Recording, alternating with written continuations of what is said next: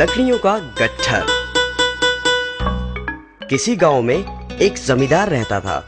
वह इतना अमीर था कि गांव के सभी लोग उसे सबसे सुखी इंसान समझते थे, परंतु यह बात गलत थी। उसके 3 बेटे थे जो थे तो बहुत सुंदर, परंतु वे आपस में हमेशा झगड़ते रहते थे। उनकी आपस में बिल्कुल नहीं बनती थी। एक दिन उसके दिमाग में एक विचार कौंधा। वह लकड़ियों का एक गट्ठर ले आया। उसने अपने बेटों को बुलाया और उन्हें बारी बारी से उस गट्ठर को तोड़ने के लिए कहा। प्रत्येक ने अपनी पूरी शक्ति लगा दी,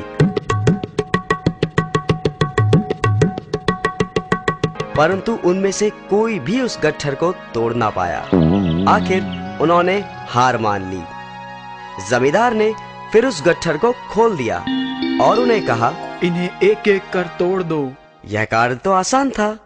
यकीनन उन्होंने यह कार्य बहुत सुविधापूर्वक ढंग से पूरा कर दिया।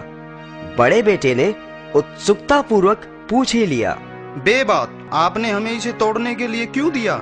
जमींदार मुस्कुराया और बोला, बच्चों, तुम भी इन लकड़ियों की तरह हो।